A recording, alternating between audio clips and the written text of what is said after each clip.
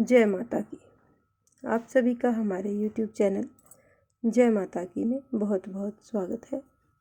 आज हम प्रभु श्री राम और शबरी के एक प्रसंग के बारे में यहाँ पर जानेंगे। बहुत ही भाव विभोर प्रसंग है।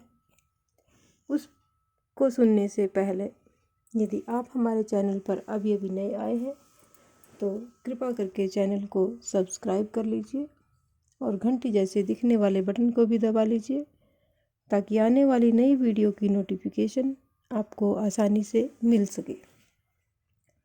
तो शुरू करेंगे भगवान श्री राम और शबरी का प्रसंग। एक बार शबरी को आश्रम सौंपकर महर्षि मतंग जब देवलोक जाने लगे तब शबरी भी साथ जाने की जिद करने लगी।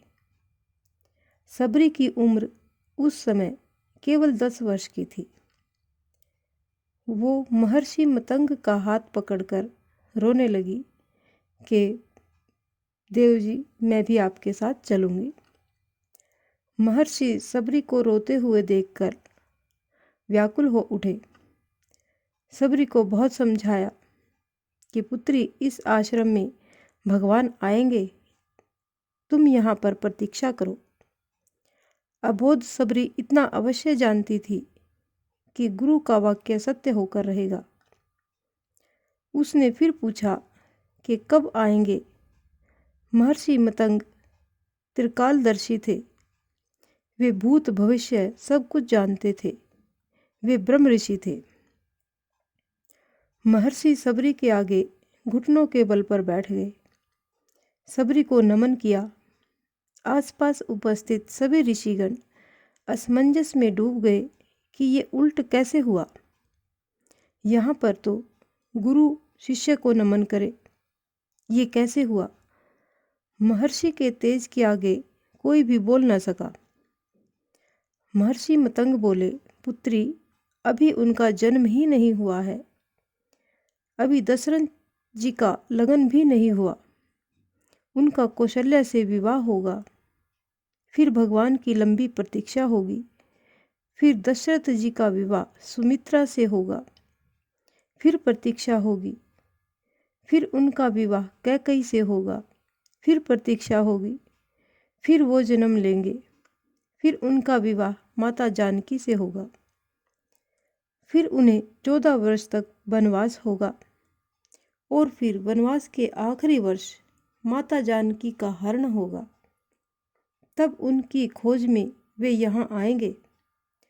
तब उन्हें कहना कि आप सुग्रीव से मित्रता कीजिए, उसे आतताई बाली के संताप से मुक्त कीजिए।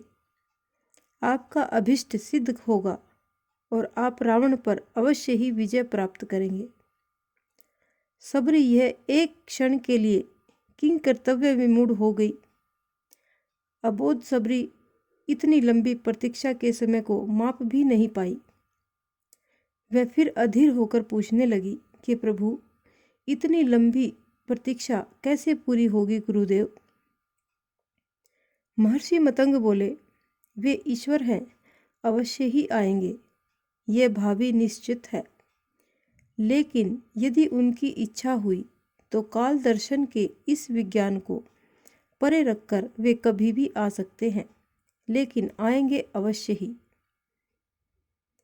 जन्म मरण से परे उन्हें जब जरूरत हुई तो प्रहलाद के लिए खंबे से भी निकल आए थे।